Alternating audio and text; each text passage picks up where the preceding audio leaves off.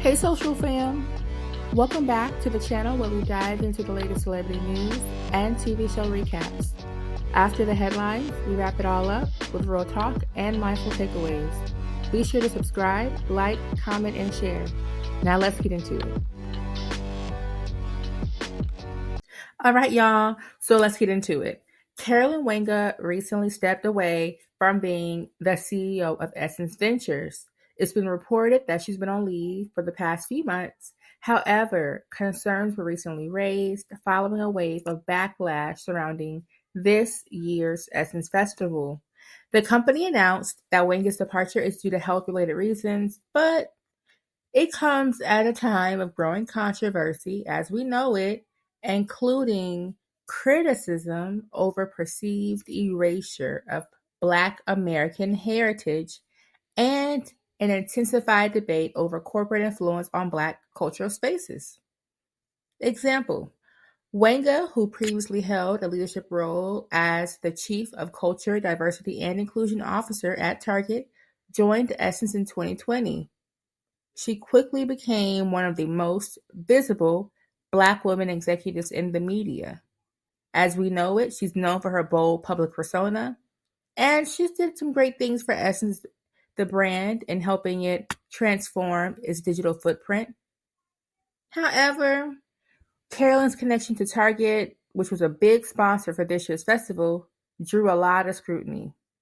Her past role as Chief Diversity Officer led to some questioning of their position and presence as a corporate sponsor, because we all know a lot of us are boycotting Target due to their failure to uphold their promises made to our community, the Black community, and for eliminating their DEI effort. This year's Essence Fest sparked controversy over possible erasure of our heritage and, of course, the collaboration with Target.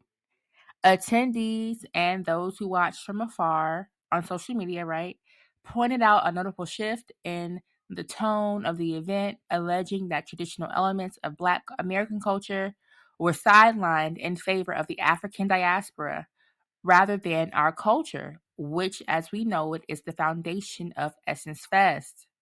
Social media went crazy, y'all, with claims that the event failed to properly honor the history. In a recent interview on The Breakfast Club, Carolyn openly disclosed that her family, who are Kenyan, survived by participating in the slave trade. Crazy, right? So check out this snippet from the interview. It was something I didn't see in Kenya, and I was excited to see that. So I was talking to him about that, and he paused and he said, well, there was another slave trade that happened on the eastern coast of Africa that doesn't have a lot of history behind it because it took slaves to Asia, but they weren't allowed to procreate, and so it didn't last as long. He said, so our heritage did interact with slavery in Kenya. That comment right there sparked conversations throughout social media about the complexity of identity, ancestry, and leadership within the Black community. And given Essence's ties to the Black American culture, those who are the descendants of enslaved Black persons in the United States, it's being questioned whether or not Carolyn's personal and family's background could have influenced her approach in leading a platform so deeply rooted in our cultural experience. Could her perspective been shaped by her own background? Was it shaped by what she saw in her home country, what she saw here? Could it have impacted the choices she made while being the CEO of the most, as we know, iconic institution and Black American media? I would think so. But I mean, what do you all think? Let me know. Drop your comments and your thoughts in the comment section. It's not only that, but to make matters worse, the local New Orleans community was allegedly left out of the planning process and excluded from being vendors at this year's festival. A lot of attendees noted that the vendors who were there were from international countries. And to make matters worse, the infamous battle of Jollof Vice Jambalaya became viral as soon as that flyer hit social media.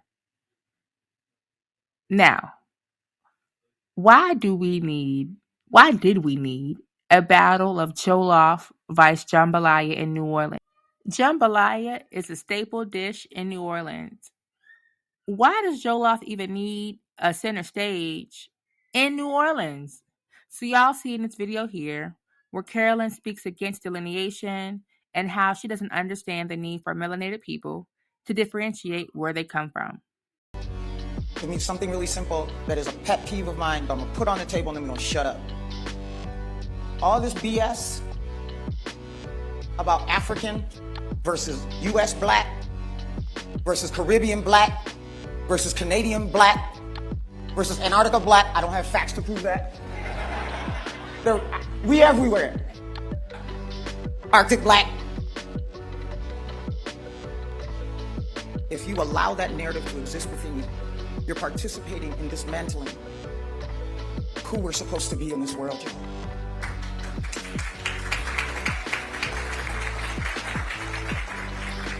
Rich and I are no less dedicated to the black community in the US than we are to the black community in Africa and in the Caribbean and in Europe. And the fact that our descent is African and your descent might be different does not mean, obviously, dropping some F-bombs that we can't represent all. You know, I really and we're not fighting for all. And we keep letting this narrative exist in the fucking world. We all come from different backgrounds and cultures. Even though our skin may be the same, we're different. And it's honestly okay to embrace and acknowledge our differences. Us Black Americans, we have our own heritage, our own history, and our pride. Our ancestors built the country that we currently live in. Not to mention, delineation did not become a problem until we Black Americans started speaking out and separating ourselves from the diaspora. So that makes me wonder, why? Why is it now a problem? And it's even more painful to witness a cultural cornerstone like Essence shift into a melting pot of diluted influences instead of staying rooted in our culture, our history, the same culture and history it was founded on and meant to celebrate. We should love celebrating our culture, and we should need to celebrate our culture and continue to do so in our own country and in Essence's platform. It's disheartening to see it be eliminated. But back on topic, the company recently released a statement citing Carolyn's health as a reason for her departure. As you all can see here, the founder of the media group and parent company of Essence Ventures recently made a comment about Carolyn's departure.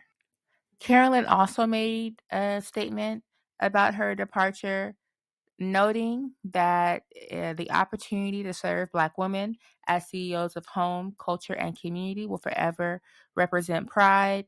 To do my best to serve will forever represent courage, and fulfilling my next purpose calling will forever represent conviction. Her statement was quick, prompt, right to the point.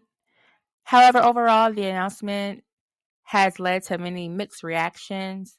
Some have expressed concern and support of her health, while others, y'all know, question the timing of her departure and wondering whether or not it's linked to the controversy regarding this year's Essence Fest.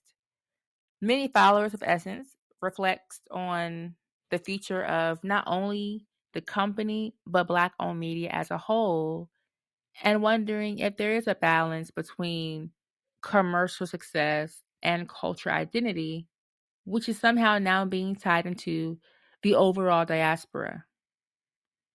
Well, in my opinion, I think it's really important to honor, again, the legacy of any organization that has been founded. It's great to grow, sure, but let's just not forget where and the why, where we come from, and the why we even have it.